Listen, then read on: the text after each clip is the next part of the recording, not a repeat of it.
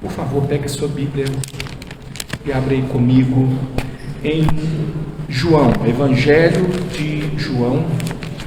E eu quero ler com você um trecho do capítulo 11, a partir do verso 47, e também o capítulo 12 inteiro.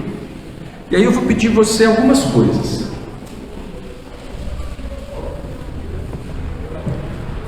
Você vê que às vezes a gente prega textos longos, então não dá para ser completo, não dá para pregar cada detalhe. Algumas coisas às vezes a gente deixa passar, mas a gente faz a leitura do texto. Então, como eu vou fazer agora uma leitura do texto inteiro, você fala: não, pastor, tanta coisa, né?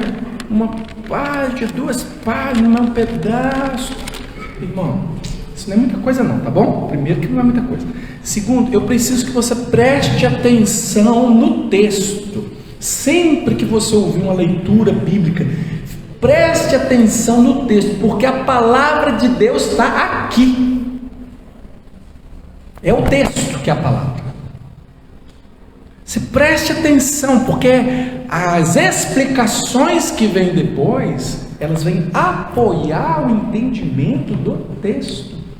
Por isso que a gente ora, pede o Espírito Santo para ajudar você a entender. O pastor ou o pregador está aqui, às vezes usando o dom que Deus deu para ajudar você, mas não é a palavra do pregador, é a palavra de Deus. Então você preste atenção. Tem algumas coisas que eu vou falar aqui que estão baseadas no texto, mas às vezes a gente não consegue voltar e ficar assim, porque conforme o versículo tal, porque isso é assim, volta lá no versículo tal, confere com o outro tal, assim. Às vezes, para a gente dar fluência na palavra, a gente tem que ir seguindo. Mas se você prestou atenção no texto desde o começo, você mesmo já faz essas associações. Ah, ele estava lá, não é? Isso que ele está falando está naquela parte do texto, tá bom? Então, assim, não é tarefa só do pregador pregar, é sua tarefa entender. Então, nós estamos aqui na dança, tá? Eu dou um passo, você dá um passo acompanhando. Se você fosse mais bacana ainda, você já teria lido o texto antes de chegar aqui no culto. Que bênção, já pensou? Você nunca teve esse insight, não, irmão? Tanto tempo a gente pregando livros inteiros, você nunca pensou em ler o livro antes? Ou teve preguiça? Quer pensar? Eu acho que você pensou. Tá bom? Então é uma dica que de vez em quando a gente dá assim, não é sempre que eu falo assim, né? Mas hoje eu estou falando, pega a dica e vamos em frente, tá? Vamos fazer a leitura aqui. Eu quero ler a partir do verso 47 do capítulo 11. Você lembra que o capítulo 11 trata da ressurreição de Lázaro. E aí, verso 47 em diante, diz o seguinte: então os principais sacerdotes e os fariseus convocaram o sinédrio e disseram: que estamos fazendo, uma vez que este homem opera muitos sinais? Se o deixarmos assim, todos crerão nele. Depois virão os romanos e tomarão não só o nosso lugar, mas a própria nação.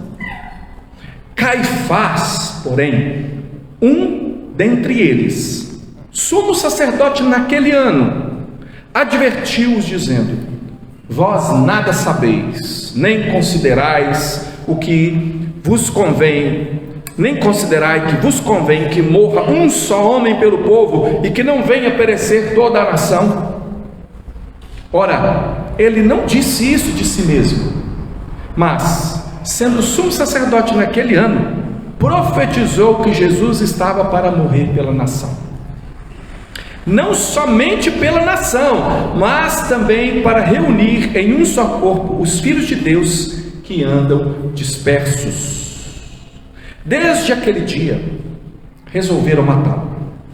De sorte que Jesus já não andava publicamente entre os judeus, mas retirou-se para uma região vizinha ao deserto, para uma cidade chamada Efraim, e ali permaneceu com os discípulos.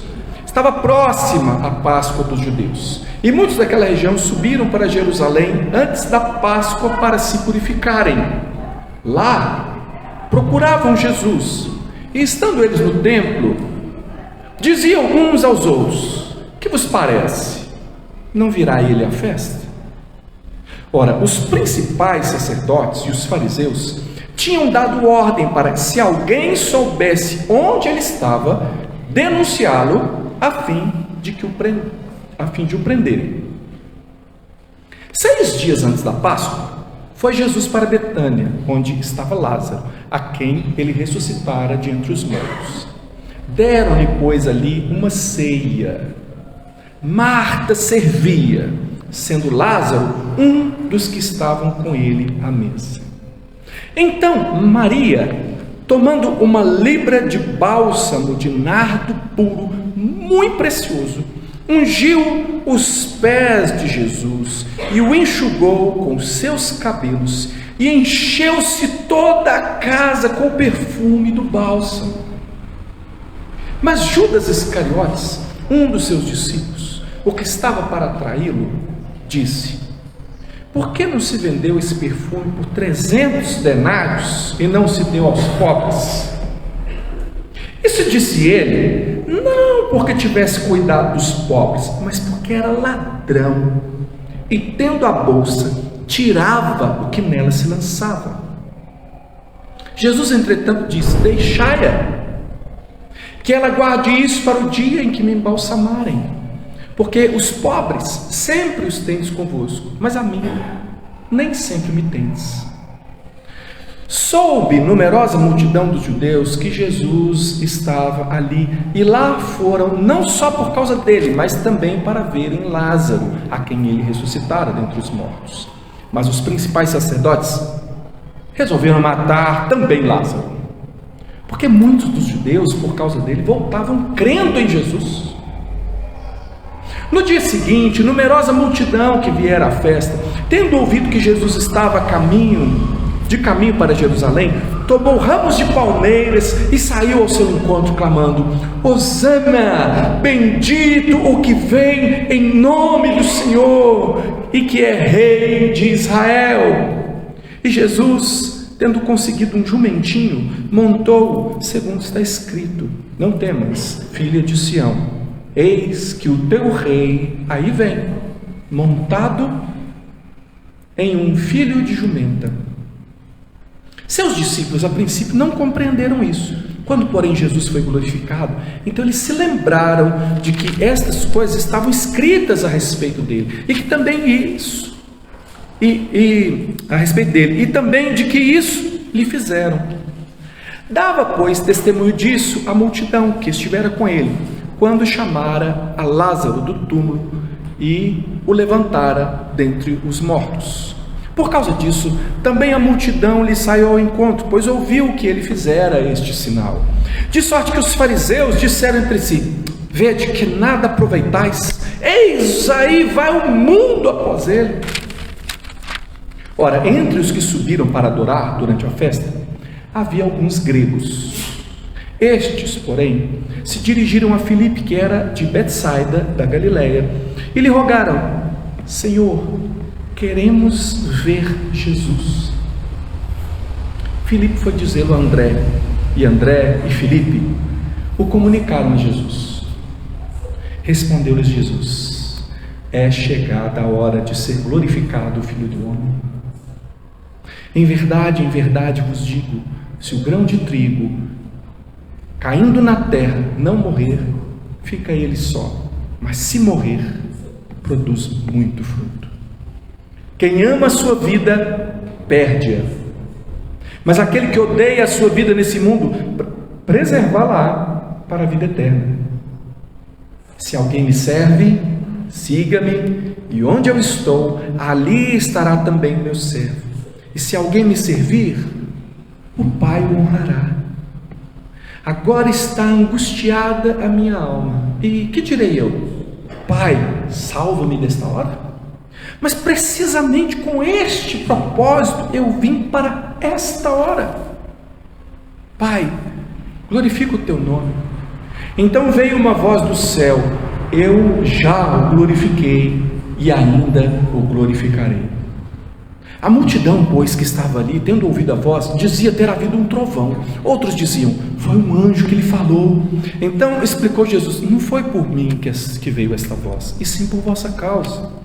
Chegou o momento de ser julgado este mundo, e agora o seu príncipe será expulso. E eu, quando for levantado da terra, atrairei todos a mim mesmo. Isto dizia, significando de que gênero de morte estava para morrer. Replicou-lhe, pois, a multidão, nós temos ouvido da lei que o Cristo permanece para sempre. E como dizes tu ser necessário que o Filho do Homem seja levantado? Quem é esse Filho do Homem? Respondeu-lhe Jesus, ainda por um pouco a luz está convosco. Andai enquanto tendes a luz, para que as trevas não vos apanhem. E quem anda nas trevas não sabe para onde vai. Enquanto tendes a luz, crede na luz, para que vos torneis filhos da luz. Jesus disse estas coisas, e retirando, ocultou-se deles. E embora tivesse feito tantos sinais na sua presença, não creram nele, para se cumprir a palavra do profeta Isaías que diz, Senhor, quem creu na nossa pregação e a quem foi revelado o braço do Senhor? Por isso não podiam crer, porque Isaías disse ainda, cegou-lhes os olhos e endureceu-lhes o coração, para que não vejam com os olhos, nem entendam com o coração, e se convertam e sejam por mim curados. Isto disse Isaías, porque viu a glória dele e falou a seu respeito. Contudo, muitos dentre as próprias autoridades creram nele, mas por causa dos fariseus, não o confessavam, para não serem expulsos da sinagoga, porque amaram mais a glória dos homens do que a glória de Deus. E Jesus clamou, dizendo, quem crê em mim, crê não em mim, mas naquele que me enviou. E quem me vê a mim, vê aquele que me enviou. Eu vim como luz para o mundo, a fim de que todo aquele que crê em mim não permaneça nas trevas. Se alguém ouvir as minhas palavras e não as guardar, eu não julgo, porque eu não vim para julgar o mundo, e sim para salvá-lo. Mas quem me rejeita e não recebe as minhas palavras, tem quem o julgue. A própria palavra que eu tenho proferido, essa o julgará no último dia. Porque eu não tenho falado por mim mesmo, mas o Pai que me enviou, esse me tem prescrito o que dizer e o que anunciar. E sei que o seu mandamento é a vida eterna. As coisas, pois, que eu falo, como o Pai me tem dito, assim o falo. Vamos orar de novo? Senhor, mais uma vez nós pedimos compreensão, graça, entendimento, mudança na nossa vida, conversão, milagre, manifestação do Senhor aqui nesse encontro que é em Teu nome. Nós oramos no nome de Jesus. Amém. Crer ou não crer? Eis a questão. Você crê? Pode ser que você... Bom, você crê. Não vou perguntar, vou dizer, você crê. Mas pode ser que você não crê em Jesus. Que você crê. Em alguma coisa você crê. De algum modo você crê. Mas pode ser que não seja Jesus. E eu quero provar para você hoje. Esse é o meu objetivo. Se ao final eu tiver conseguido te mostrar isso aqui, eu creio que cheguei onde eu precisava chegar. Eu quero que você entenda que você vive e morre por aquilo que você crê. Se eu fosse daquele pregador que fica mandando o povo repetir, agora eu falaria, repita comigo, você vive e morre por aquilo que você crê. Mas vou te poupar, tá? Dessa situação.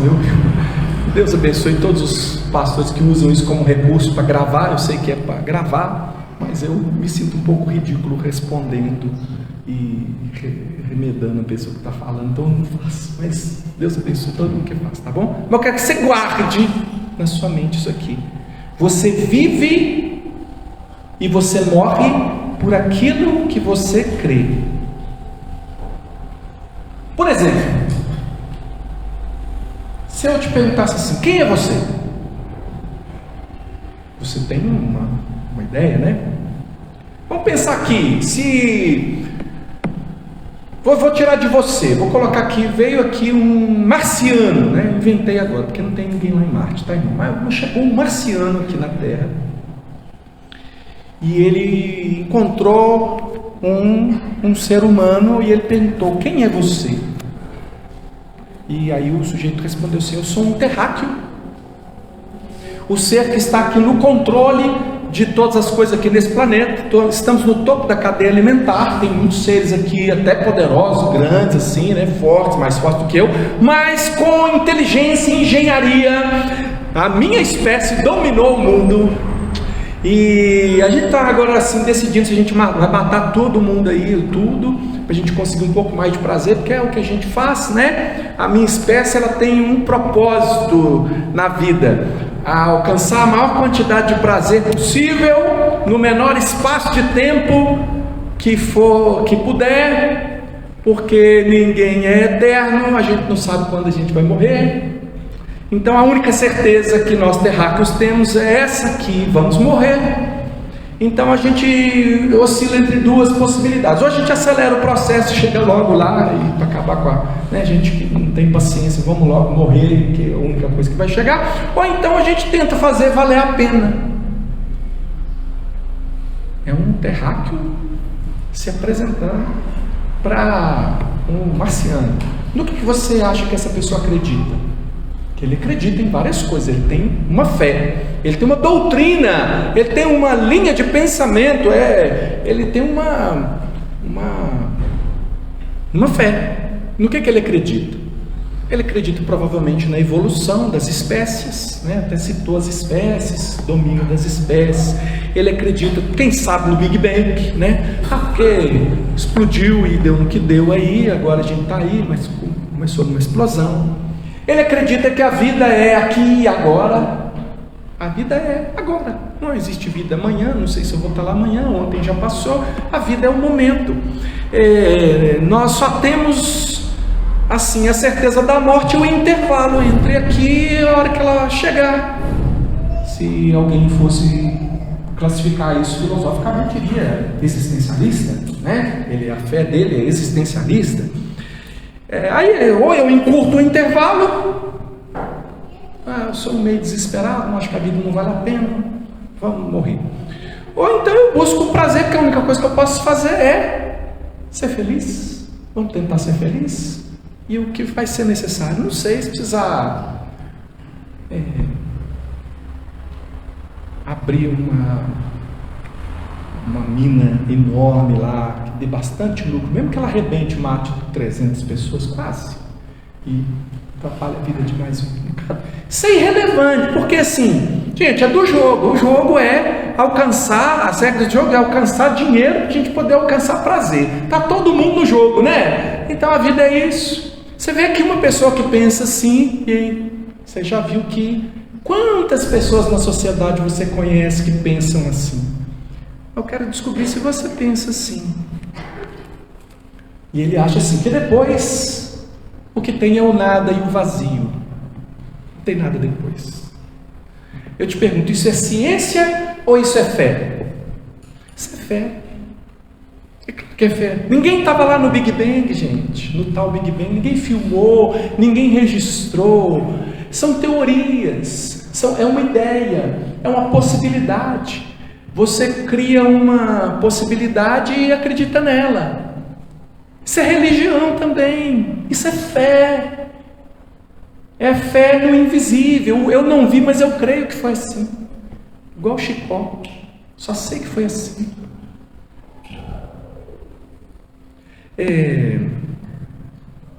Fé é acreditar, né? Então você vive e você morre por aquilo que você crê. Vou dar um outro exemplo. Vou pegar emprestado um exemplo que o pastor Davi Ricker deu para a gente aqui 2 semanas atrás. Segundo ele, nós vivemos numa sociedade que se define pelas emoções. Então vamos pensar, se pergunta para a pessoa quem é você, ele vai Vê o que ele sente que ele é para responder. Então, vive pelas emoções. O que eu sinto determina quem eu sou. E aí ele deu um exemplo aqui, concreto, né, do conhecimento dele. Falou, menino de 12 anos. Alguém pergunta para ele, quem é você? Aí ele responde assim, eu sou assexual. Quê? Não, ele não disse assim, eu sou terráqueo. Não, ele falou assim, eu sou assexual. A definição dele é essa. Porque, segundo a Wikipedia, que provavelmente foi a fonte de consulta dele, se não foi o TikTok, segundo o próprio Davi Ricker, né? Que é a fonte de consulta de um menino de 12 anos, e uns de 22, uns de 32 também, parece que está sendo. Espero que não de 42, nem de 52, mas... Segundo a Wikipedia, a sexualidade. Você ouviu o que eu falei no exemplo? Isso aqui é um exemplo que eu estou dando. Como que a pessoa se define? O menino disse assim, quem é você? Eu sou assexual. A sexualidade, ou espectro assexual, lá na Wikipedia, é a falta total, parcial ou condicional de atração sexual a qualquer pessoa, independente do sexo biológico ou gênero. Assexuais tendem, em sua maioria, a apresentar pouco ou inexistente interesse nas atividades sexuais humanas. Funciona assim. A sociedade diz o seguinte, a nossa sociedade, ela diz, você está escutando isso através de tudo que você assiste, filme, novela, conversa na fila do banco, se bem que ninguém pega fila de banco para quase, né? Tudo é no aplicativo. Onde você estiver, as pessoas estão conversando e dizendo mais ou menos o seguinte para você: você precisa se conhecer, você precisa se descobrir, você precisa admitir o que você sente, e então você precisa assumir quem você é. Então mergulhe fundo no seu coração, acredite no seu coração. Disney presente. Quando você descobrir, viva a sua verdade. Cada um tem a sua própria verdade, ninguém é igual. Expresse a sua verdade e tenha orgulho. Aproveita que nós estamos no mesmo orgulho, né? Bom, já passou, né? Era o outro e acabou. Mas pode, né? Segundo ele. Aproveita e expresse a sua verdade. Então vamos voltar lá no menino. O menino olhou para dentro de si, do alto dos seus 12 anos de experiência de vida. Poxa, um cara vivido, né? E ele falou assim, não estou interessado por ninguém. Não estou interessado em ninguém, não estou preocupado com isso. Eu sou assexual. Conclusão, gente, científica, perfeita. Eu sou assexual. Aí daí passou uns dias, ele interessou por uma menina lá. Será que foi a cura, né? A menina foi a cura dele? Enfim. Mas eu estou brincando aqui com o menino de 12 anos, mas são as pessoas de 50, 60 anos estão se definindo assim, pelo que elas sentem. E porque elas acreditam que o que elas sentem define quem elas são. O que elas acreditam. Você vive e você morre por aquilo que você crê. E se você prestar atenção, talvez você seja uma pessoa meio distraída, você vai descobrir que você anda concordando com algumas dessas coisas. De vez em quando parece que você muda de roupa e veste uma outra roupa e defende alguma coisa que aquele lá do prazer está defendendo, que aquele lá do gênero, sexualidade, emoções está defendendo. Cuidado, talvez você está aí e nem sabe em que você crê. Mas eu estou te dizendo, você crê, você só precisa saber no que é que você está acreditando. E não é o fato de você estar dentro da igreja que significa que você crê em Jesus, não. Eu vou provar isso para você com o nosso texto de hoje. Porque o nosso texto de hoje, ele traz uma outra proposta de fé. Ele te chama para crer em outra coisa, bem diferente, né? Ele te chama para crer em Jesus Cristo, como Ele é. E crer é a principal palavra desse capítulo. Aliás, né, não só desse capítulo. Nesse capítulo essa palavra aparece 8 vezes, né, umas variações assim. 8 vezes crer está nesse capítulo. Mas essa é a palavra principal do livro de João. No livro de João, crer aparece 93 vezes. Eu mesmo contei. Porque tem aplicativo para isso. Você põe lá a palavra crer e tal. Conta, dá para contar. Pode ser que eu contei rapidamente, pode ser que seja mais. Menos não é. 93 vezes. Então Então, o objetivo central do livro, a gente falou isso desde que a gente começou a pregar o capítulo 1, está aí registrado lá em João capítulo 20, verso 30. Qual é o objetivo do livro? Na verdade, fez Jesus diante dos discípulos muitos outros sinais que não estão escritos neste livro. Estes, porém, foram escritos para que creiais que Jesus é o Cristo, o Filho de Deus, e para que, crendo, tenhais vida em seu nome. A pergunta mais importante para fazer, ela está no texto, que você precisa fazer hoje. Não escapa não. Faz a pergunta. Quem creu na nossa pregação? É a pergunta. Quem creu na nossa pregação? Mas que pregação? A pregação a respeito de Jesus. Pregação, se você olhar, por exemplo, para o capítulo 11, para os versos 47 a 53, você olhar para o capítulo 12, verso 24, verso 27, verso 32, 33, você vai ver um pouco dessa pregação. Essa pregação, assim, tentando, vou ser meio resumido quanto a isso, mas ali nesses textos você vai encontrar que a salvação dos homens tem um preço infinitamente alto. A angústia e a morte de Jesus. Você vai ver Jesus dizendo que ele está angustiado profundamente. Agora, verso 27, está angustiada a minha alma. E que direi eu, Pai, salva-me desta hora? Não vou pedir para o Pai me salvar dessa hora. Foi para essa hora que eu vim. Então, a angústia que Jesus Cristo experimentou, que lá no capítulo 53 de Isaías a gente leu sobre essa angústia na alma de Jesus, esse derramar da alma de Jesus, é um preço muito alto, e ele faz uma metáfora aqui, fica bonitinho, né? Mas ele está falando de morrer. A metáfora dele aqui é: se o grão de trigo cair na terra, não morrer, fica ele só. O grão de trigo aqui é ele. Ele está dizendo assim: eu preciso morrer para que outros tenham vida. Porque quando você planta qualquer semente, irmão, o trigo é um exemplo para qualquer semente assim. Você planta a semente, aquela semente ela morre. Ela vai desaparecer ali na terra, ela vai ser consumida na terra. Já plantou alguma coisa, nem que seja um caroço de feijão? O que vai nascer ali miraculosamente, inexplicavelmente, é uma outra planta. Se o feijãozinho que você plantou no algodão lá na escolinha lá, você vê que ele é como se ele projetasse a vida dele daquela outro pezinho de feijão que vai nascer, e ele mesmo acaba. Se limita ali a isso. Só que o pé de feijão que nasce, quantos feijões que vem no pé de feijão? Vários. Esse é Jesus. Ele está dizendo: eu vou morrer para que muitos tenham vida. E é isso que o texto diz. Então, o que é a pregação? A pregação, ela é que Jesus Cristo, ele sofre as angústias e a morte no lugar daqueles a quem ele quer salvar. Quem é Jesus dessa pregação? Podia ir apelando para um texto mais à frente, que é o capítulo 14, verso 6, eu acho que dá um bom resumo de quem é Jesus.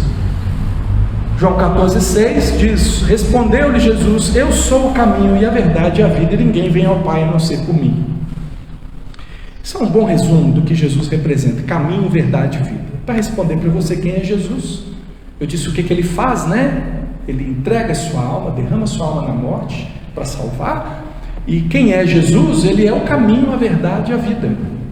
No entanto, e aí eu quero observar isso com vocês nesse texto, ele, mesmo que muitas pessoas tenham visto os seus sinais, presenciaram a sua glória, dentre esses mesmos, há os que abandonam o caminho, como a gente viu lá em João 6, aqueles discípulos que, o discurso é duro demais, vão embora para casa. Será o seu caso?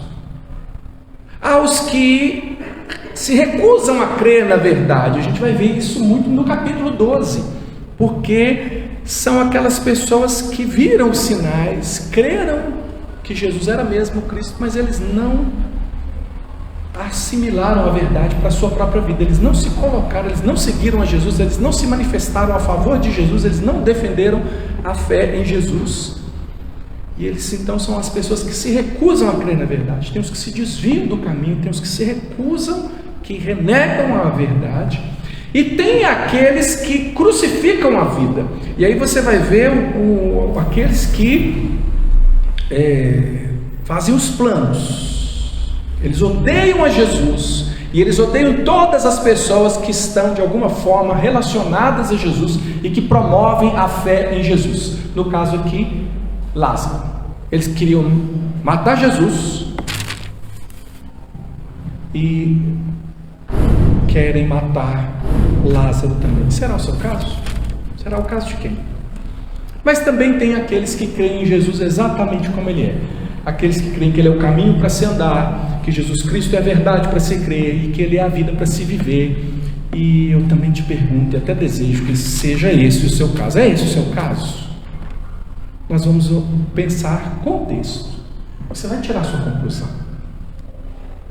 Eu não te obriguei a repetir, mas eu quero que você se lembre, né? De quê? Que você vive e você morre por aquilo que você crê. Eu tenho aqui 4 tipos de pessoas que estabelecem um relacionamento com Jesus a partir do que eles creem a respeito dele, a partir da fé, a partir da maneira como eles vivenciam a sua fé ou não em Cristo. O primeiro tipo de pessoa que eu quero destacar aqui são os obstinados que abandonam o caminho. João 12, 4 e 5 diz: mas Judas Iscariotes, um dos seus discípulos, o que estava para traí-lo, disse: por que não se vendeu este perfume por 300 denários e não se deu aos pobres? Eu penso que Judas representa muito bem essa pessoa, esse obstinado. Vou explicar essa palavra, obstinado. Sabe o que é uma pessoa obstinada?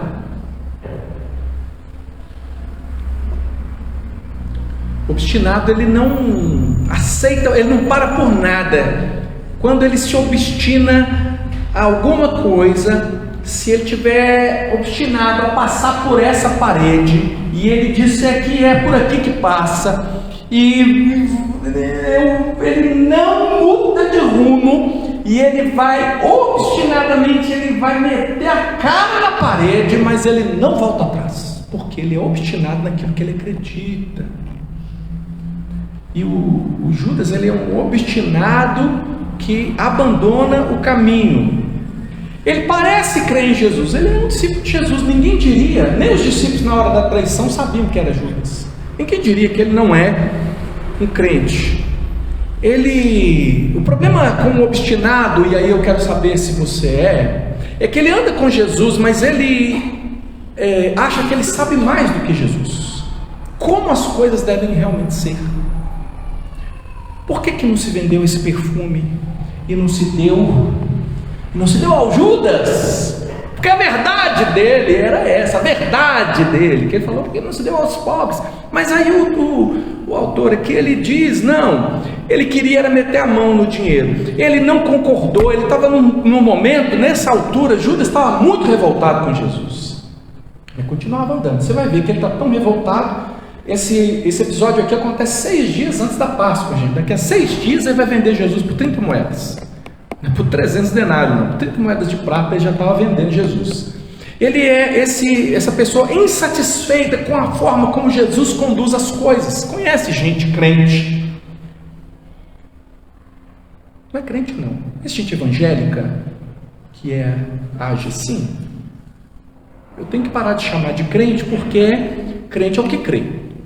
Evangélico tem muitos. Então, você conhece evangélico que é assim, insatisfeito com a forma como Jesus conduz as coisas, que tem planos melhores, que se fosse ele o mundo, o céu seria verde, o mar seria de gelatina, ele queria tudo, ele tem uma ideia de como devia ser a vida, ele é revoltado com o que Deus está fazendo na sua própria vida, ele faria melhor, ele está com Jesus, que não vai brigar com Jesus, mas ele é um obstinado, e eu vou dizer em que sentido que ele é obstinado.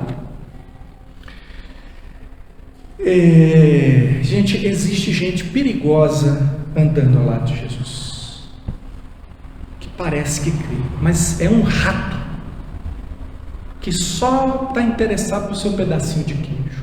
E se não vier o queijo do jeito que ele quer, ele morde e passa a doença para quem está perto.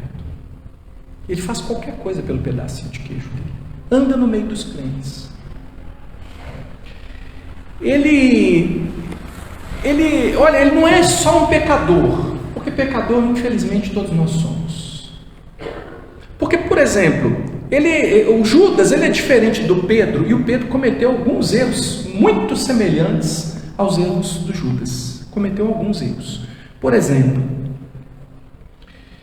ele tentou impor uma agenda para Jesus também. Assim como Judas está tentando impor uma agenda para Jesus, devia ter vendido, dado aos pobres. O Pedro também tentou. Você lembra quando, depois de dizer: tu és o Cristo, Filho do Deus vivo, Jesus fala: então, agora que vocês entenderam, eu quero esclarecer para vocês que eu vou morrer, né, pelas pessoas. Então o próximo passo agora é ir morrer. Aí Pedro falou: tem pena de ti mesmo, Jesus, nunca tal te sucederá. E aí Jesus diz: arreda, Satanás, porque não cogitas das coisas de Deus e sim das dos homens. Irmão, o Pedro não ficou endemoniado, não. O que acontece aqui é um princípio. O que ele propõe para Jesus, a agenda que ele propõe para Jesus, é uma agenda típica de Satanás. Satanás assina embaixo nessa agenda. Qual é a agenda? É uma agenda absolutamente egoísta. Pedro está dizendo: Jesus, o senhor está errado. O senhor não está pensando em si mesmo. O senhor precisa se amar mais, Jesus. O senhor tem que cuidar mais de si. Como é que o senhor pode amar o mundo se o senhor não se ama a si mesmo? Não é, Jesus? É a pregação do amor próprio.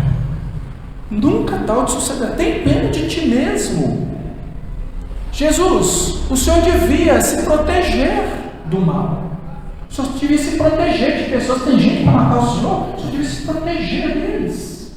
Por que esse pensamento é satânico? Porque Satanás é assim, ele só se preocupa consigo. E ele ensina os seus filhos a preocupar primeiro consigo mesmo, depois consigo mesmo, terceiro consigo mesmo, depois, se sobrar, com aquelas pessoas que te beneficiam, gente muito próxima, família, né? Assim, e tal, e vai seguindo os colegas, muito chegado e tal, e não expande muito demais não, porque senão você fica pobre e ruim, não consegue nada na vida. Você tem que se preocupar consigo mesmo. Esse é o pensamento, essa é a fé do diabo. O diabo prega, essa é a pregação do diabo. Por isso que Jesus fala com ele: arreda, Satanás, porque não cogitas das coisas de Deus. Ou seja, você não está pensando nas coisas de Deus. Cogitar é pensar. Não cogitas das coisas de Deus, e sim das dos homens. Os homens perdidos que eu vim salvar. Você está com a mentalidade do mundo. Essa que é a sua mentalidade, esse é o seu problema. Olha a diferença do Judas. Por quê? Porque Pedro, ele até cometeu esse erro, e cometeu outros, como ele também negou a Jesus e tudo, mas ele se arrependeu. A diferença é arrependimento e fé, conversão. Ele se arrependeu e ele creu, e ele até aceitou a restauração, né? Depois de chorar amargamente pelo seu erro ali de ter negado a Jesus, ele aceitou retomar o apostolado e fazer o que Jesus estava mandando. Não foi o caso de Judas. Obstinadamente, ele até reconheceu o erro. Vê que Judas reconheceu o erro, mas ele não procurou por Jesus. Ele preferiu a morte.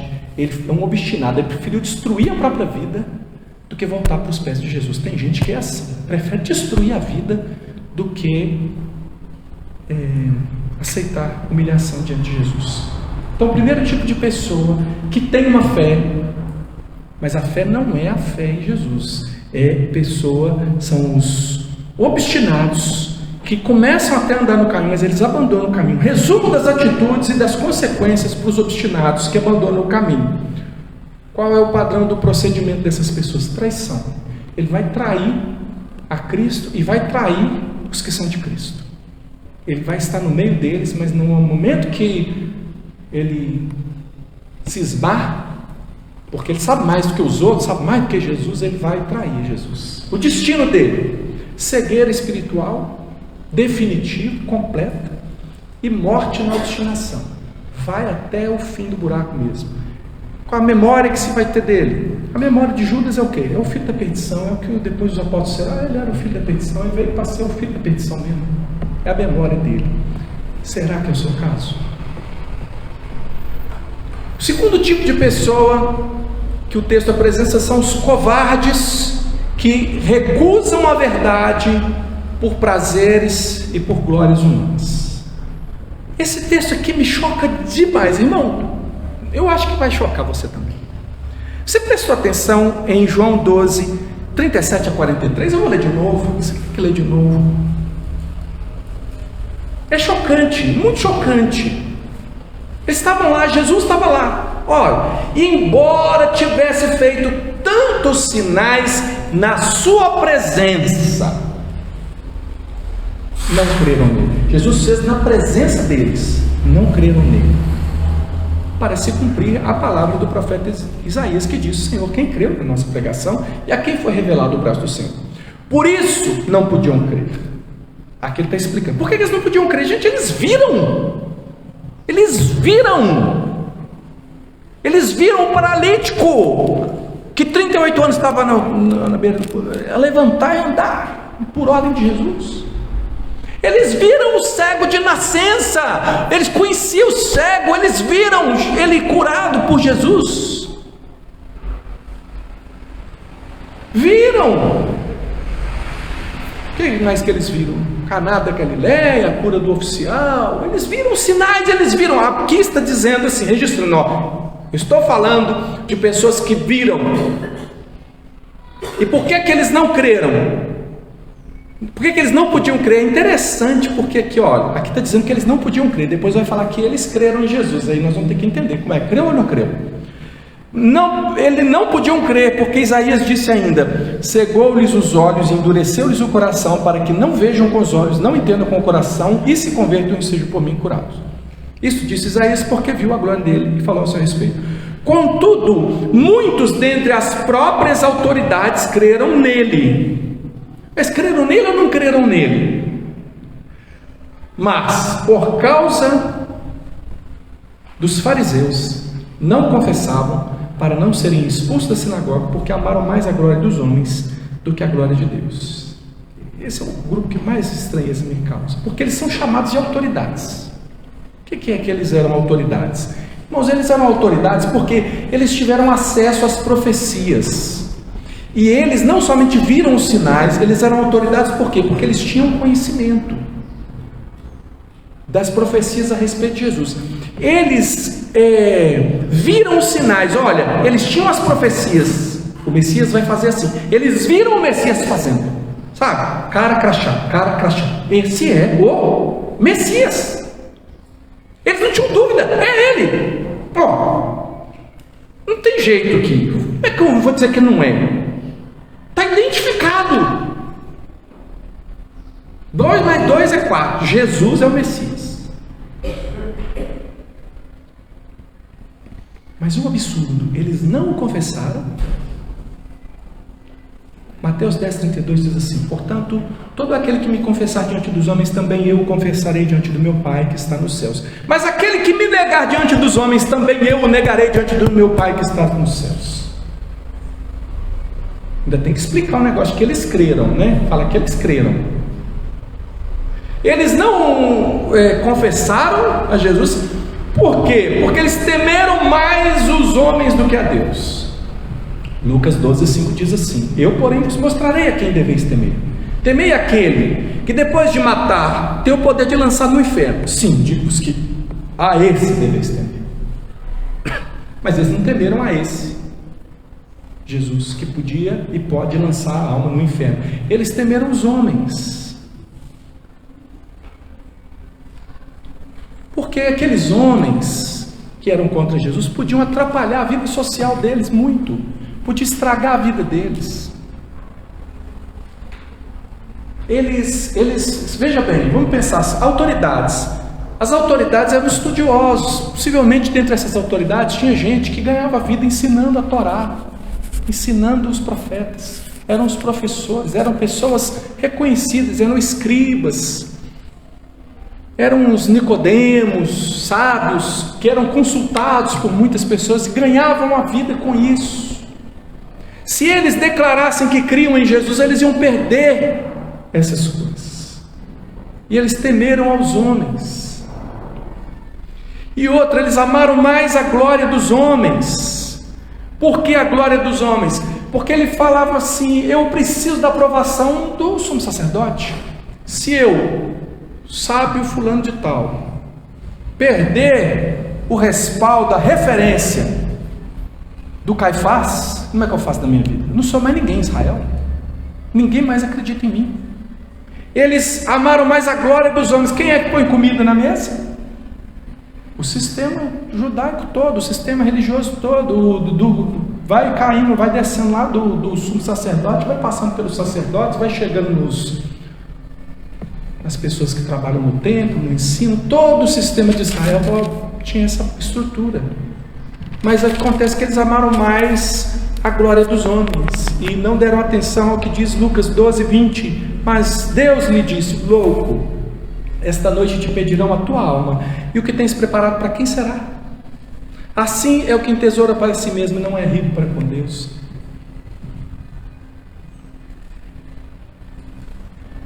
A gente consegue compreender mais aqueles que não creem, não é? Do que essas pessoas que viram a ponto de ter a convicção de que Jesus é o Cristo, mas eles rejeitam. Eles estão debaixo da maldição de Faraó. Não é a maldição da múmia, não. A maldição de Faraó. Qual que é a maldição de Faraó? Êxodo 4, 21. Disse o Senhor a Moisés: quando voltares ao Egito, vê que faças diante de Faraó todos os milagres que te hei posto na mão, mas eu lhe endurecerei o coração, para que não deixe ir o povo. Quem são essas pessoas?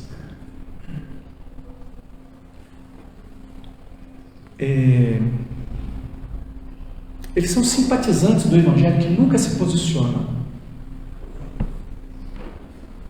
Eles são simpáticos ao Evangelho. Ele é capaz de se identificar como evangélico. Você perguntar, o IBGE perguntar qual a sua religião, eu sou evangélico. Eles até frequentam a igreja, pode ser que seja um membro da nona igreja. Pode ser que esteja sentado aqui agora. São crentes nominais, só de nome. Evangélicos, sim, crentes não. Eles se recusam a viver a vida de santidade, eles se recusam a se posicionar de acordo com a sua fé, com o que eles sabem. Eu vou te falar uma outra pessoa que sabe tudo de Deus, não tem dúvida nenhuma a respeito de Deus. Ninguém conhece tão bem a Deus quanto ele. Só o próprio Deus se conhece mais do que esse sujeito. Satanás sabe tudo, ele e seus demônios sabem tudo a respeito de Deus. Eles creem, a Bíblia diz que os demônios creem e estremecem, eles têm até emoções quando eles pensam em Deus, porque eles sabem quem é Deus, sabem o que Deus quer, sabem qual é o futuro deles, e eles temem, mas eles são como aquele obstinado lá do começo também. Eles são obstinados em jamais se comprometer com Deus, não vão obedecer. Eles são covardes demais para testemunhar a respeito de Jesus. É um evangélico sabonete. Vou falar crente sabonete, não. Eu uso muito a palavra crente, né? É evangélico sabonete, que não é crente, é sabonete, escorrega em tudo. Qualquer conversa que ele entrar, ele escorrega, ele não se posiciona, ele não apresenta Cristo, ele não apresenta o posicionamento de Deus a respeito, ele é amigo de tudo e de todos, ele é amigo de Caifás e quer ser amigo de Jesus, mas não dá. Não dá. Covarde demais para testemunhar, muito menos, né? Muito mais covarde para sofrer por Jesus aí, que pegou pesado demais, perdeu alguma coisa por Jesus, jamais ele tomaria sua cruz. Eles não creram por meio do Espírito Santo, eles não são escolhidos, eles inclusive acabam ajudando um terceiro grupo de pessoas que eu vou mencionar aqui daqui a pouco, que não presta nem pouco, que estão aqui no meio desses aqui também. Então você entendeu qual que é a questão do crer deles? Não é um crer por meio da transformação que o Espírito faz em alguém para que creia. São pessoas que tiveram a experiência com Deus.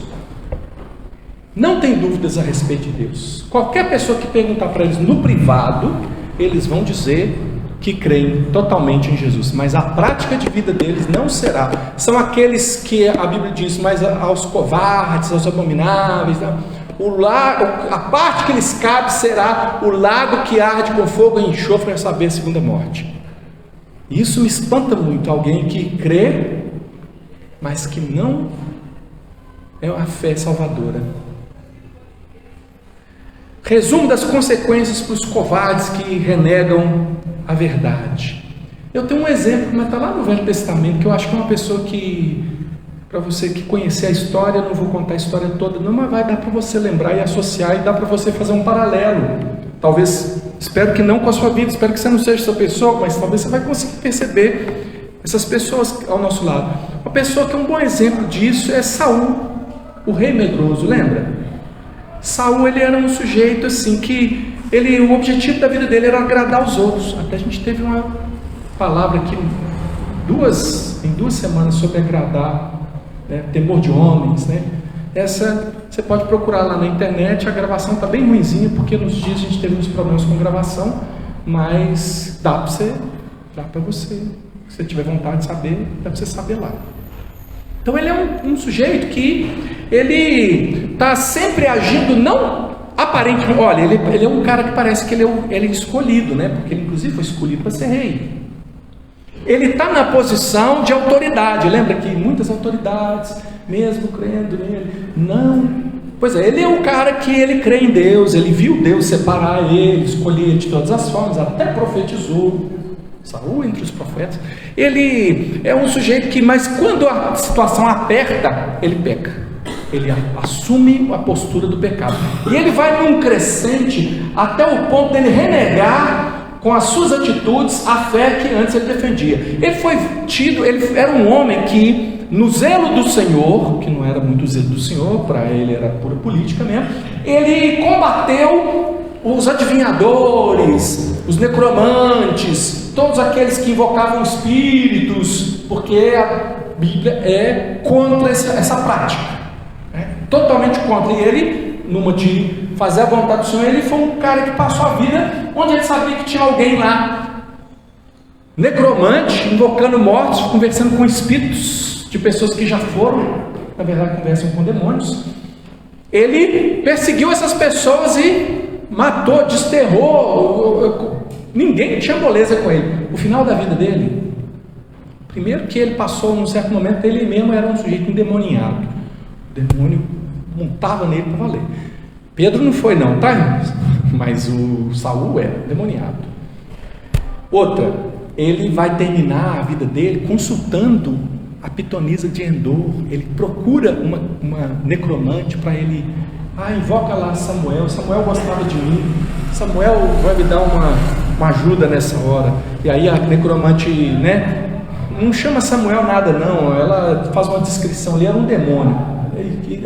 E o Samuel que aparece mete a lenha nele, fala: você vai morrer agora. O diabo estava já, agora nós vamos assistir a morte desse cara.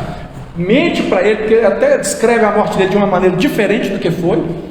E ele sai de lá mais aterrorizado ainda, morre de terror, ele morre de medo, realmente ele prefere suicidar do que enfrentar o que estava diante dele. Saul, essa é a pessoa. Então eu estou dizendo para você que o caminho, quando você sai num caminho, tem uma chegada. Se você está dando, os passos da sua vida são esses, do passo do covarde, o passo do que não se posiciona com Jesus, está no meio, sabe, capaz até de se perguntar, você está dando uma aula de Bíblia, mas você não vive, você está parecendo com esse camarada, você está parecendo com esses que creem, porque vem, se você viver no meio dos crentes, você vai ver milagre.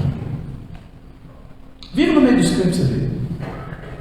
Um sujeito que for filho de Satanás, ficar aqui, passa 10, 20 anos dentro dessa igreja aqui, para você ver uma coisa, vai colecionar milagres. Você fala assim: olha,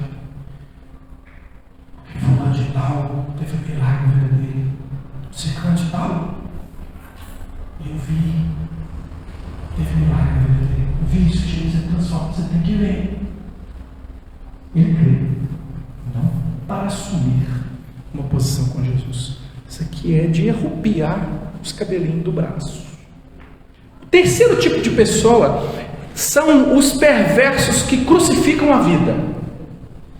Eu estou usando essa palavra para eles, perverso. Perverso é uma das piores palavras que tem no dicionário. Vai depois ver o que é um perverso. João 11, 47 a 53 vai descrever esses perversos. Você vai observar eles aqui. Então os principais sacerdotes e os fariseus convocaram o sinédrio e disseram: o que estamos fazendo, uma vez que esse homem opera muitos sinais? Se o deixarmos assim, todos crerão nele. Depois virão os romanos e tomarão não só o nosso lugar, mas a própria nação.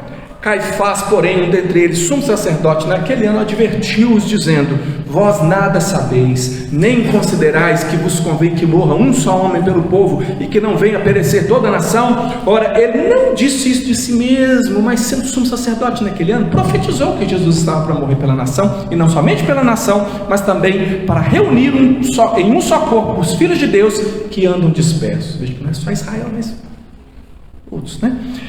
Desde aquele dia resolveram matar. Também João 12, de 9 a 11, descreve essas pessoas ali. Soube numerosa multidão dos judeus que Jesus estava ali, e lá foram não só por causa dele, mas também para ver Lázaro, a quem ele ressuscitaram. Mas os principais sacerdotes resolveram matar também a Lázaro, porque muitos dos judeus, por causa dele, voltavam crendo em Jesus. Então, o exemplo aqui de quem são essas pessoas são os principais sacerdotes. Eles são os sacerdotes mesmo. São os sacerdotes lá na linhagem e tudo mais, mas eles não são ministros de Deus. Eu quero muito que você pense aqui comigo, não quero que você fique associando esses ministros aqui com pastores. O que eu vou falar aqui agora não é para criticar igrejas, denominações, pastores. Eu quero que você amplie a sua mente. Tem muita gente ministrando em nome do bem no mundo. Amplia mais aí, tá? Não fica aí, são aquelas pessoas da igreja, não sei, fulano de tal. Sai dessa, irmão. Amplia mais a visão aí. Eles estão ali no topo, né, da autoridade em Israel. Eles não são ministros de Deus. Eles têm autoridade sim, mas eles têm autoridade de acordo com o mundo, pelos métodos do mundo. Eles têm autoridade segundo esse mundo que jaz no maligno. Eles servem. Se você olhar a vida deles, as propostas deles, o que eles querem, eles servem aos interesses da morte. Eles defendem uma agenda de ódio contra Cristo e contra os seus amigos.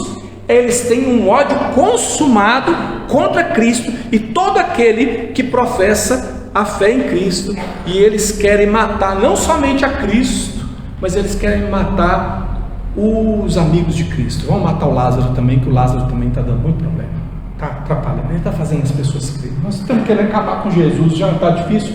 Aí vem um Lázaro aí contando os milagres que Deus fez na vida dele. O camarada tinha que ressuscitar, vamos matar ele de novo, vamos ver. Eu acho que Jesus não vai se ressuscitar de novo, não. A gente mata ele bem matadinho dessa vez, que eu acho que ele não morreu direito da outra vez, vamos matar ele também.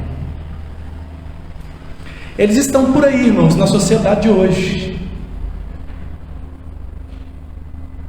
Eles não estão necessariamente na igreja, mas eles podem estar. Mas na igreja tem quem os apoie. O Hendrickson, que é um comentarista bíblico, ele fez um comentário a respeito do caráter de Caifás, que é o caráter dessa pessoa que eu estou descrevendo, que são os perversos, que crucificam a vida, eles são contra a vida. Eu vou descrever aqui o caráter de Caifás, vou abrir aspas aqui para falar do comentário que o Hendrickson faz sobre o caráter de Caifás, porque é o caráter desse tipo de pessoa. Viu? Caifás aqui, o que era sumo sacerdote aqui. Que Caifás era um bruto, um crápula, manipulador, que não conhecia o significado da retidão ou da justiça, e que fazia tudo do jeito que ele queria, a qualquer custo, está claro nas passagens nas quais ele é mencionado. Mateus 26, 3:57, Lucas 3:2, João 11, 49, 18, 13, 14, 24, 28 e Atos 4:6. Ele não hesitava em derramar sangue inocente. O que ele próprio desejava ardentemente por propósitos egoístas, fez parecer que fosse uma coisa necessária ao bem-estar do povo. A fim de efetuar a condenação de Jesus, o qual despertava a sua inveja, Mateus 27, 18, e ele ia lançar mão de estratagemas que eram o produto da esperteza de um calculista e de ousadia sem precedente, Mateus 26, 67, 66. Ele era hipócrita, pois no final do julgamento, no exato momento em que pensou ter encontrado base sólida para a condenação de Cristo, aí nós já estamos pulando lá para a condenação de Cristo, acho que está no capítulo 19 de João, rasgou as suas vestes como se fosse tomar de profunda tristeza. Esse era Caifás, fecha aspas. Eu vou falar uma coisa aqui para você, não sei quantos vão entender, mas eu vou falar mesmo assim. Eu espero que o Espírito Santo faça com que muitos aqui entendam e compreendam um pouco do momento que nós estamos vivendo como planeta Terra, como humanidade sobre esse planeta Terra. Davi Rick, vou citar de novo. Ele trouxe uma reflexão aqui na semana que ele teve aqui, e eu vou usar essa reflexão como ilustração. Ele falou da comunidade LGBTQIA+, e como eles oferecem identidade, comunidade e causa para uma pessoa. Veja que identidade a partir das emoções, o que eu sinto, eu sou. Comunidade, porque se agrupam e aí dão força um para o outro. E causa, que é, vamos mudar o mundo a partir daquilo que nós acreditamos, porque nós somos do bem, e o bem é o que nós estamos fazendo. Então, observe que aquilo que ele falou que é desse grupo, olha, é muito mais amplo do que isso. É muito mais amplo do que esse grupo. Eu estou falando da situação do mundo agora. É muito maior. Esse é o reflexo do pensamento geral da nossa sociedade atual. Eu acredito que é mais da metade, é boa parte, é a grande maioria hoje da nossa sociedade pensa dessa forma. Eu vou te explicar por quê. Crê dessa forma. Você vive e morre pelo que você crê, né? Eu não sei, pode ser que tenha outra sigla antes, mas a sigla mais antiga que eu lembro em relação a esse movimento era GLS. Quem lembra dessa sigla? GLS. Gays, lésbicas e simpatizantes. Eu estou dizendo que não estou usando como exemplo, como ilustração, porque eu penso que é maior do que isso.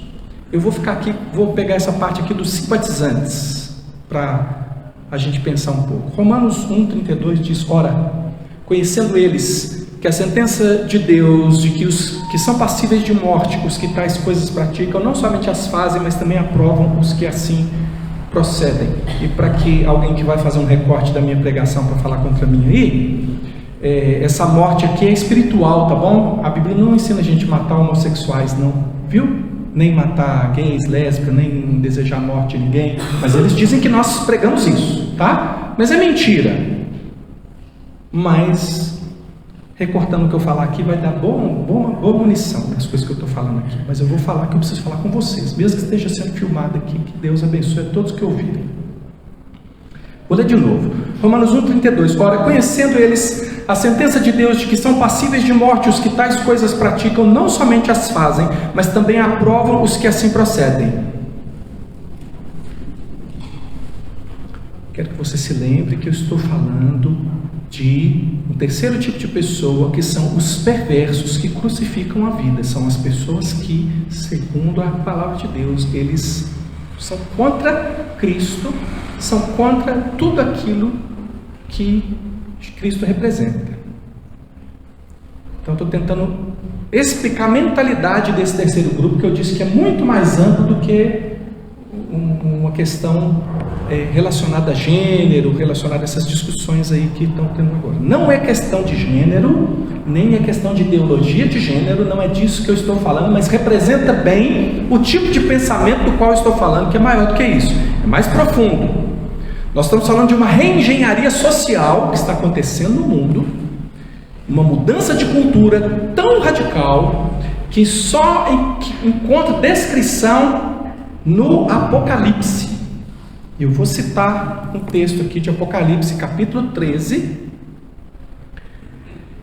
que diz assim, a partir do verso 4: E adoraram o dragão, porque deu a sua autoridade à besta. Também adoraram a besta, dizendo: Quem é semelhante à besta? Quem pode pelejar contra ela? Foi-lhe dada uma boca que proferia arrogâncias e blasfêmias, e autoridade para agir 42 meses. Presta atenção nessa questão da autoridade. Autoridade para agir durante 42 meses. E abriu a boca em blasfêmias contra Deus, para lhe difamar o nome e difamar o tabernáculo, a saber, os que habitam no céu. Foi-lhe dado também que pelejasse contra os santos e os vencesse. Os santos na Bíblia são os crentes, tá? E os vencesse.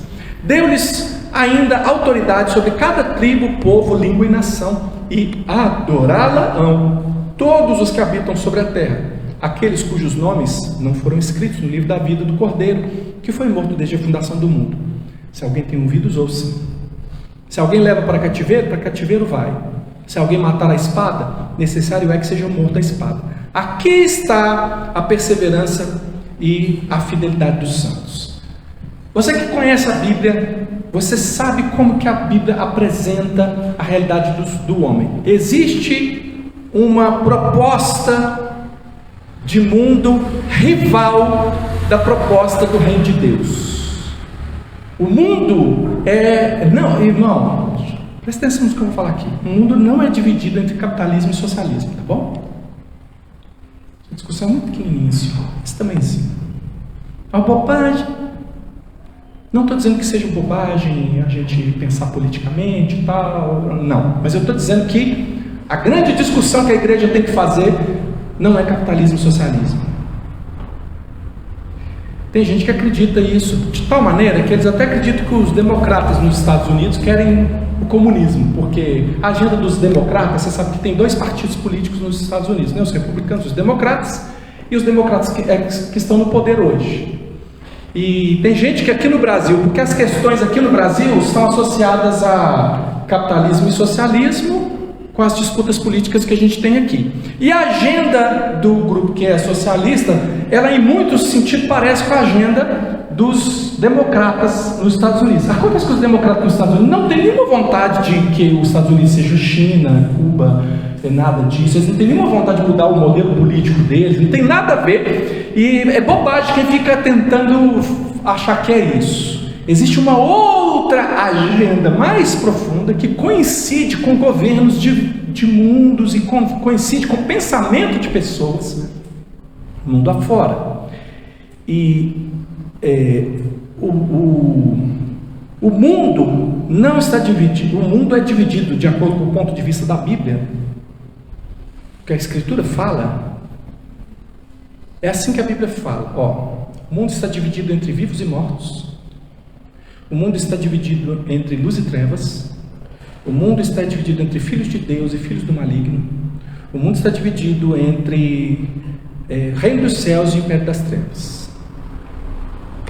E aí eu quero raciocinar com você aqui a agenda dos fariseus e dos saduceus naquele momento era a agenda da morte. O que eles estavam dizendo? Olha, a gente vai matar Jesus e a gente vai matar Lázaro, e depois você vai ver que essa agenda vai prosseguir com toda a perseguição que houve na igreja durante séculos e que persiste até hoje. Essa é uma agenda ativa, ela não termina quando acabam os fariseus e os saduceus, ela não termina quando o Império Romano acaba, ela não termina até a volta de Cristo. É uma agenda ativa. Ela não é a agenda de um grupo político, ela é a agenda do inferno, e ela usa qualquer vertente política, pode ser capitalista, pode ser socialista, pode ser o que for, de qualquer natureza. Existe uma agenda que tem propósitos bem definidos, que estão descritos aqui: destruir a Cristo. Esse que é o propósito do dragão, que é descrito no Apocalipse. Esse é o propósito do diabo desde o jardim do Éden. Essa é a grande política mundial. Essa é o grande embate cósmico, é esse embate, tá? Por isso que a gente, na Igreja Presbiteriana, de uma forma geral, aqui nesse público, jamais nós vamos trazer políticos aqui para conversar e fazer campanha aqui junto com você, né? Estou chamando você para um pensamento mais elevado, uma compreensão mais profunda, que pode resultar em posicionamento político prático seu, mas isso aí é com você. O que você tem que saber é o que a palavra de Deus diz a respeito das coisas. Então, essa agenda da morte está ativa, ela usa qualquer vertente política para alcançar os seus propósitos. Quais propósitos? Para aqueles religiosos, lembra que você vive e morre por aquilo que você crê, não é? De acordo com a fé daqueles religiosos, no momento que eles estavam diante de Jesus ali, eles estavam fazendo o melhor para a nação. Você viu o que o Caifás fala? Se a gente não impedir esse homem, os romanos vão vir, e eles vão tomar o nosso lugar, e eles vão tomar a própria nação. Nós temos que fazer o bem pelo nosso país. Veja que ele vive e morre, Caifás vive e morre pela sua fé, da mesma forma que o apóstolo Paulo vive e morre pela sua fé, um discípulo de Jesus. Todas as pessoas no mundo vivem e morrem pelo aquilo que eles acreditam.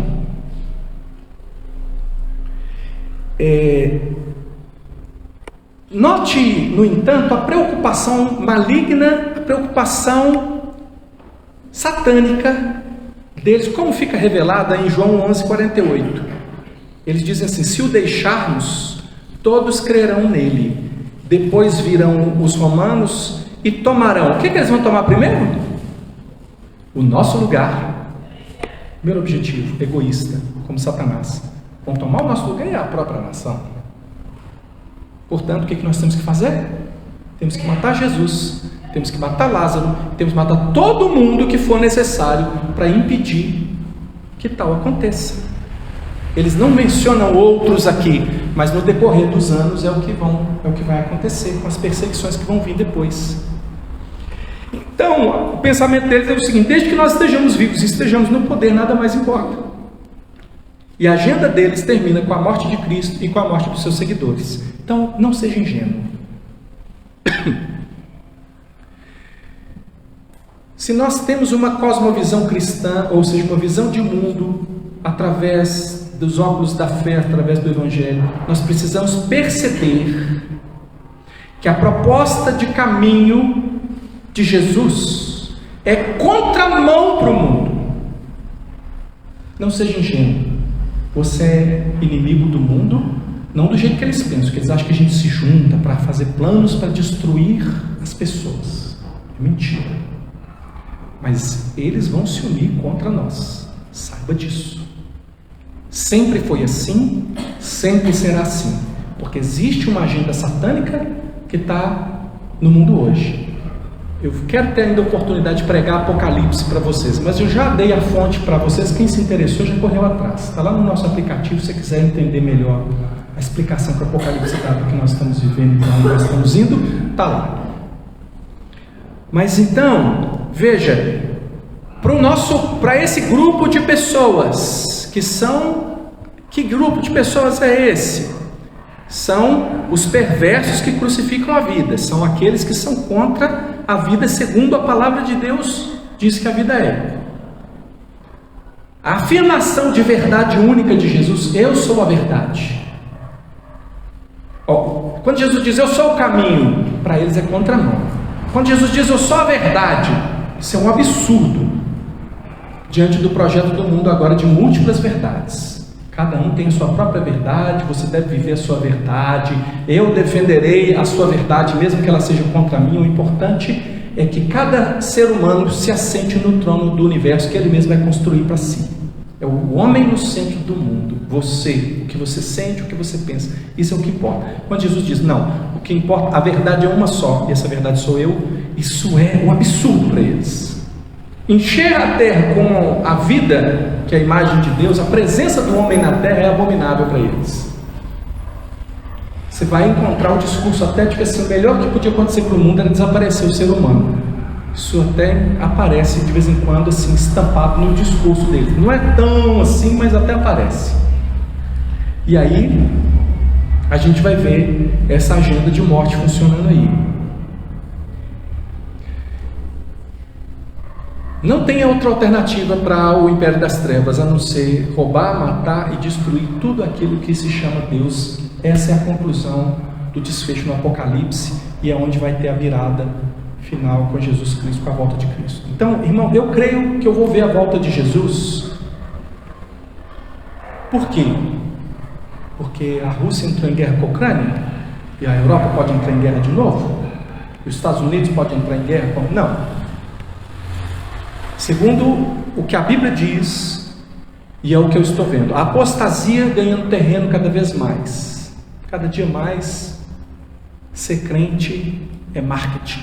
Ser crente é logotipo. Ser crente é muita coisa que não é o que a Bíblia chama de ser crente. A apostasia ganha terreno, cada dia mais fracos os crentes, cada dia menos testemunhando. Parece que a gente tem um grupo cada vez maior daqueles que creem, igual o grupo número 2, crê, sabe quem é Jesus, até fala dele, mas não se posiciona. Não se posiciona como crente diante das pessoas, não anuncia o Evangelho. E quando eu falo não se posiciona, eu não estou falando, eu tenho que insistir, eu não estou falando de política, aí, de disputa eleitoral. Estou falando de se posicionar como crente, anunciar a vida e não a morte. Se você conhecer o que é a vida, naturalmente você vai rejeitar a morte. Se você não conhece a vida que é Jesus, você vai se associar com os que matam facilmente. E é o que eu falei sobre o segundo grupo. Eles facilmente se associam com o terceiro grupo, que está representado aqui pelo Caifás e os outros lá. Então, eu falei ontem para a Priscila, eu acho que a gente pode estar até um pouco mais velha aí, mais velhinho um pouco, mas eu acredito que eu vou ver Jesus voltar. Eu vou ver Jesus voltar. E não é por motivos gloriosos, não é por motivos abomináveis, é porque eu vejo a apostasia ganhando terreno, eu vejo o amor se esfriando de quase todos, eu vejo a cultura geral do mundo cada vez mais espelho de Babilônia, aquela Babilônia que vai cair. Então, qual que é o resumo das consequências para os perversos que crucificam a vida? Qual que é o seu procedimento? Eles anunciam a vida e eles promovem a morte, porque o discurso deles é de vida, preservação, melhoria social, tudo de bom, mas eles, na prática, o resultado das suas ações é a morte. Eles propõem uma sociedade justa, com promessas que são do reino de Cristo, mas eles oferecem o império das trevas, a rebelião das trevas e a morte como modelo de vida. O destino deles é o julgamento e a destruição total que está em Apocalipse. Eu ia ler um texto aqui de Apocalipse, mas eu vou pular. A memória deles será a memória de Babilônia, apagada. Será que esse é o seu caso? Todos os que rejeitam o caminho, e aí tem esses 3 grupos aí, rejeitam o caminho, a verdade e a vida, demonstram que amam mais a própria falsa vida. A vida que eles amam é falsa, não é duradoura, é o aqui e agora. É por isso que eles perdem a vida. Versículo 25, o que Jesus diz? Quem ama a própria vida é perder.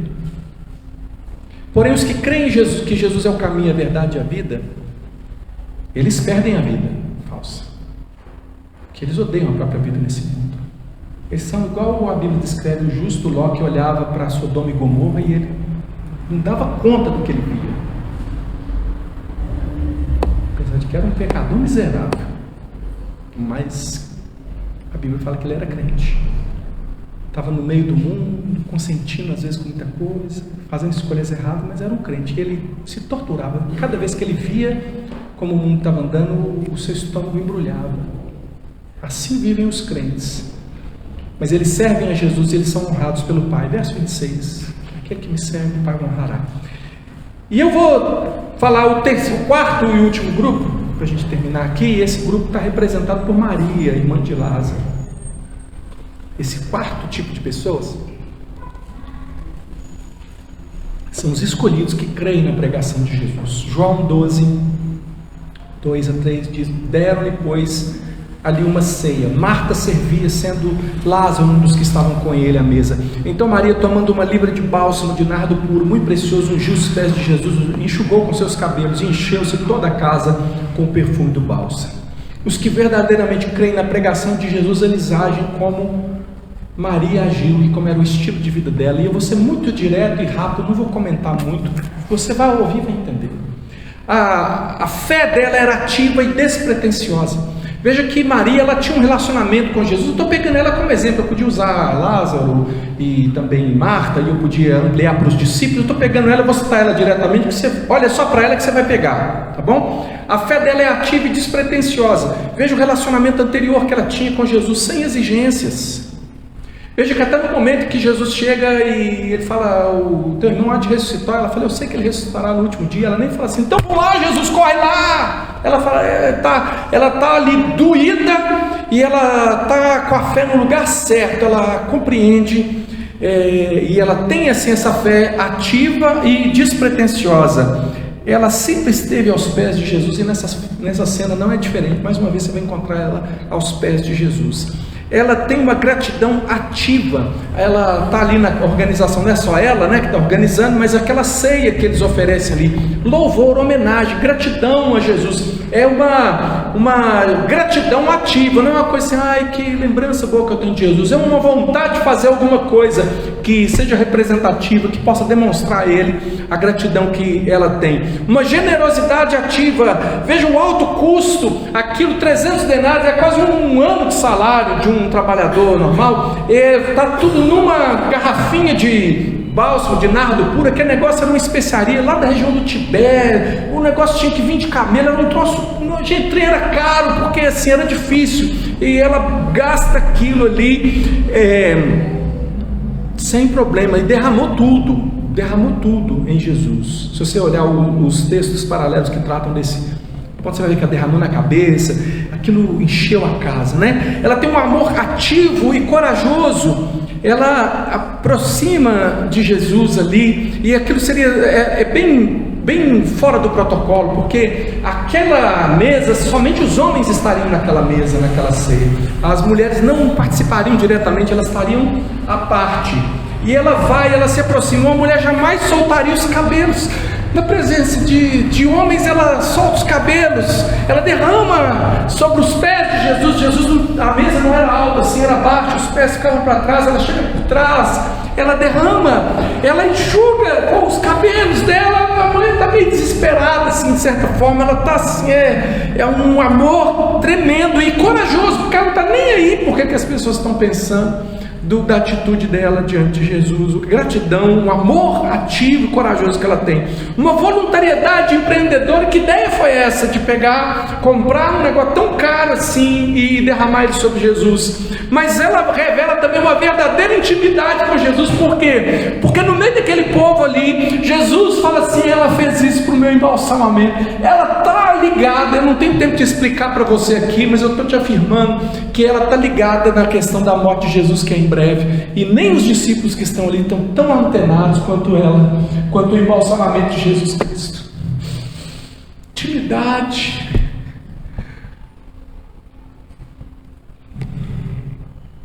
Quem são esses que creem e que são salvos como Maria?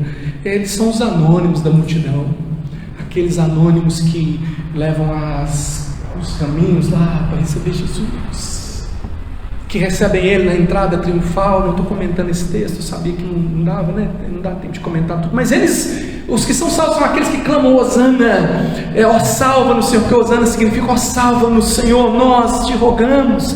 Estes são os salvos. Os salvos, quem são essas pessoas? Esse grupo são os gregos, e aqui no grego aqui não é da Grécia. Os gregos aqui é todo aquele que não é de Israel. Eles tinham essa mania de chamar de grego, igual a gente chama de gringo, quem não é brasileiro. Os gregos, e aí gente de toda tribo, língua, povo e nação. Enquanto privilegiados que veem as coisas, que tiveram as promessas, estão rejeitando, tem esses que estão se esforçando para ver. Nós queremos ver Jesus, e Jesus Cristo tem aquele momento ali épico, né? O momento que ele fala, os gregos estão querendo me ver. Chegou a hora de ser glorificado, chegou a hora, porque era por eles que Jesus Cristo estava ali. Ele fala, e a minha alma angustia de pensar, porque eu sei o que eu vou enfrentar agora. Não vou fugir, jamais. Eu tenho que salvar os gregos, tenho que salvar os brasileiros, tenho que salvar aquele povo lá, aquela igrejinha lá no Nova Cachoeirinha, são aquela ovelha perdida, uma dentre as 100. Queremos ver Jesus. E aí o mestre demonstra a importância do sacrifício dele ali. Que grupo é esse então? São os escolhidos, a igreja verdadeira no meio dessa confusão toda do mundo. João 10, 27 a 30 diz: as minhas ovelhas ouvem a minha voz, eu as conheço, elas me seguem, eu lhes dou a vida eterna, jamais perecerão, ninguém as arrebatará da minha mão. Aquilo que o Pai me deu é maior do que tudo, e da mão do Pai ninguém pode arrebatar. Eu e o Pai somos um. O resumo das consequências e da vida desses escolhidos que creem na pregação de Jesus: o procedimento deles é a obediência e o relacionamento. O destino deles é a vida plena e abundante agora, mesmo que com perseguições, e vida eterna no céu, e no novo céu e na nova terra. A memória deles está lá no final das cartas do Apocalipse, as cartas das igrejas. Ao vencedor darei que se alimente da árvore da vida, ao vencedor darei que se assente comigo no meu trono. Ao vencedor, ao vencedor, ao vencedor. Você pode ler depois. A conclusão: todas essas coisas aconteceram 6 dias antes da Páscoa, que seria a última Páscoa, e depois viria a morte de Cristo. Todos os personagens nesse texto pensavam que serviam a Deus, sabia? O Judas pensava. Aqueles homens que criam, mas não se posicionavam, achavam que eles estavam fazendo o que Deus esperava dele. Não, Deus não está querendo tudo isso de mim. Posso ficar aqui, sem me posicionar. Os próprios sacerdotes e principais que tramaram a morte de Jesus e conseguiram essa morte, eles pensavam que serviam a Deus, mas somente os escolhidos realmente estavam servindo a Deus. Quem serve o Pai honrará. Você pensa que serve a Deus, mas qual é o grupo que mais se encaixa com a sua vida? Você quer impor a sua agenda para Deus? Judas. Você quer ficar de boa assim, ó, ninguém mexe comigo, o diabo não mexe com você, você não mexe comigo, ó Deus, tá? Vou ficar aqui. O muro é do diabo.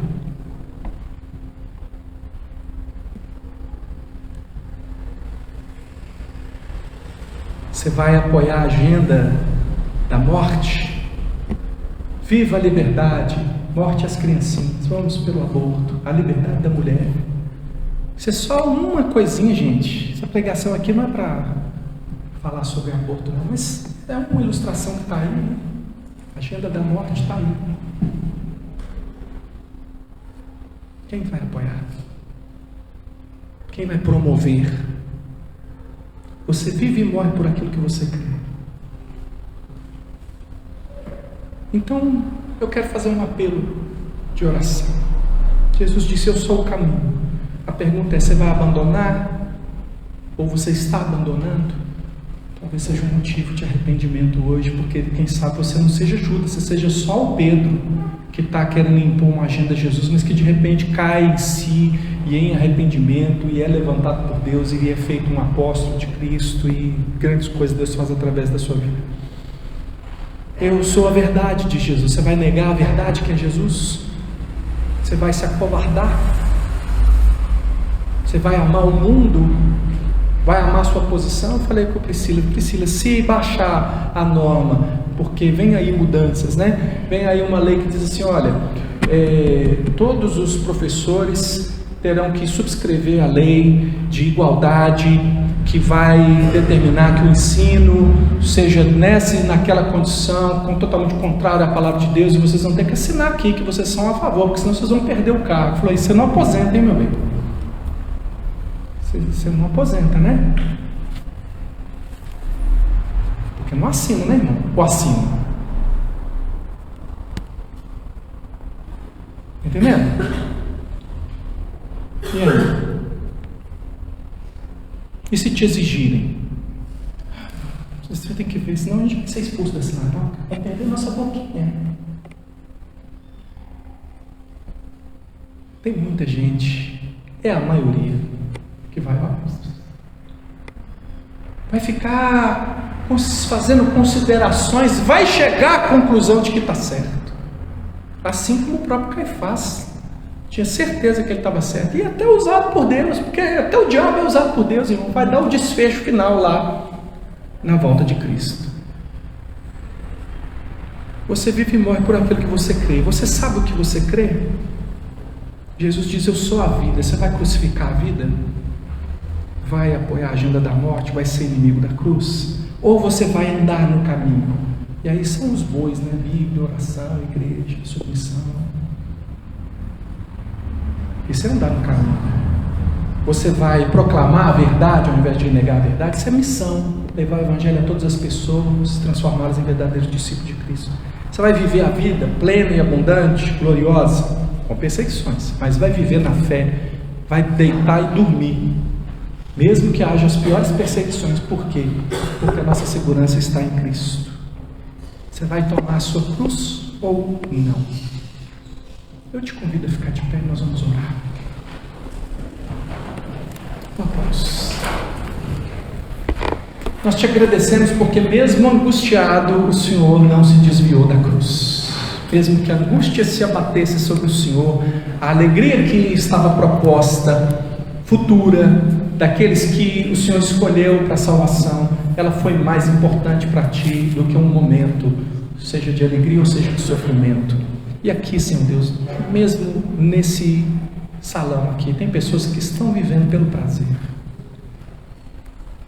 não estão vivendo por Cristo, não entenderam ainda, Senhor. Tem algum que talvez está entendendo hoje, mas se ele vai se posicionar, ou se ela vai se posicionar, isso é obra do teu Espírito, porque saber não significa a mesma coisa que crer, não é o mesmo que se posicionar. Existem muitos covardes que não se posicionam. Pai, tem misericórdia, porque nós não queremos ser nem dos obstinados que desviam do caminho, que abandonam o caminho. Nós não queremos ser os que conhecem, mas renegam a verdade. E nós não queremos ser, muito menos, daqueles que odeiam a vida, odeiam a imagem de Deus e preferem a glória dos homens. Senhor Deus, nós queremos ser, Deus, sonhamos que sejamos dos escolhidos, aqueles a quem o Senhor tem dado a fé salvadora, a fé que não transige com o pecado, a fé que busca o poder do Espírito Santo para viver em santidade, a fé, Senhor Deus, daqueles que não vão negar a Cristo, das maneiras sofisticadas através das quais o mundo está nos pedindo para negar. Eles dizem: você pode ficar com a sua fé, você pode glorificar Jesus, você só tem que ficar quietinho e não se posicionar contra a morte, contra a agenda que nós temos.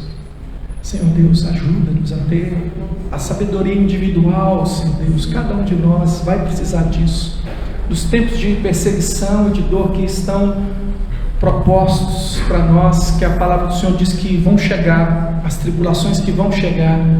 Eu te agradeço porque nós temos promessa da parte do Senhor, de que o Senhor vai preservar aqueles teus escolhidos, ó Deus, e eles estarão diante do Senhor, e diante de ti haverá uma multidão de toda tribo, povo, língua e nação, gente que o Senhor escolheu, Deus, no meio da confusão toda que está ali. Nós pedimos que o Senhor nos eleve a uma compreensão maior do que a falsa dicotomia que o mundo está apresentando, comunismo, capitalismo e ismos do mundo, e pensamento, que a gente consiga ser como o Senhor descreve aqueles que são espirituais. A tua palavra diz que o homem espiritual discerne todas as coisas, mas ele mesmo não é discernido por ninguém. Dá discernimento para nós, ó Deus, discernimento espiritual, que cada crente tenha do Senhor o discernimento espiritual, para compreender o que é que nós estamos vivendo e os dias que estão por vir, e nós possamos dizer todos: Maranata, vem, Senhor Jesus, vem mesmo, Senhor, porque é novo céu e nova terra. Nós não queremos as glórias desse mundo, isso aí tem que passar mesmo, mas as glórias eternas, são elas que nós anelamos. Pedimos a tua graça, abençoa o teu povo, Senhor Deus, nós precisamos tanto da tua bênção. Portanto, Deus, eu peço mais uma vez, eu rogo que a graça do Senhor Jesus esteja sobre nós. Graça abundante, graça perdoadora, graça salvadora, a graça do Senhor Jesus, o amor de Deus, o nosso Pai, amor que nos sustenta, amor que é a nossa garantia, amor imutável, amor de Deus, o nosso Pai, e a comunhão do Espírito do Senhor, o Espírito de poder para viver aquilo que o Senhor nos prometeu, que o Espírito do Senhor, Deus, a comunhão que ela gera dos verdadeiros crentes, essa comunhão seja a nossa marca, seja assim a tua bênção sobre nós agora e sempre. Amém. Deus abençoe você, um dia abençoado, que você vá com essa reflexão para casa, que é uma reflexão um pouco pesada, mas é a verdade. Vamos viver a verdade e não a mentira. Deus abençoe você no nome de Jesus.